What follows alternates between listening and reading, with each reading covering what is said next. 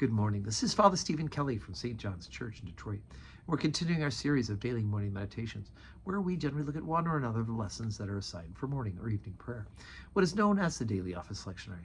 And today is Tuesday. It is actually not just Tuesday, but it is Halloween, All Hallows Eve, or the Eve of All Saints' Day, which falls tomorrow on October 31st. So let us remember that Halloween is, in fact, the eve of a Christian feast day. And so let's rejoice and give thanks and begin to think about the lives of the saints today.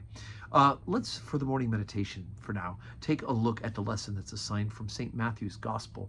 We're on the 22nd chapter, beginning at the 34th verse. And remember, yesterday, Jesus tripped up the Pharisees, right? They come after him first, and with the whole story of the taxes.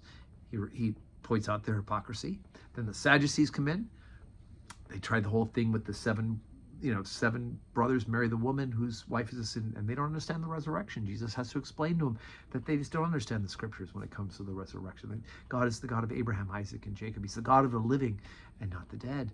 So then, boom, we go right back again to the Pharisees. Right? They're coming in for the kill one more time. And I guess that didn't mean it to sound that way, but ultimately they do come in for the kill. But that's not exactly where we are right now. Chapter 22, beginning at verse 34. But when the Pharisees had heard that they put the Sadducees to silence, they were gathered together. And one of them, which was a lawyer, asked him a question, tempting him and saying, "Master, which is the greatest in the law?" And Jesus said unto him, "Thou shalt love the Lord thy God with all thy heart, with all thy soul, and with all thy mind. This is the first and great commandment. And the second is like unto it, Thou shalt love thy neighbor as thyself. On these two commandments hang all the law and the prophets." While the Sadducees were gathered together, Jesus asked them, saying, "What think ye of Christ? Whose son is he?" They say unto him, "The son of David." And he saith unto them, "How then doth David in spirit call him Lord, saying, The Lord said unto my Lord, Sit thou on my right hand, till I make thine enemies thy footstool? If David then call him Lord, how is he his son?" And no man was able to answer him a word. Neither does any man from that day forth ask him any more questions. Okay, so first we have what was known as the summary of the law.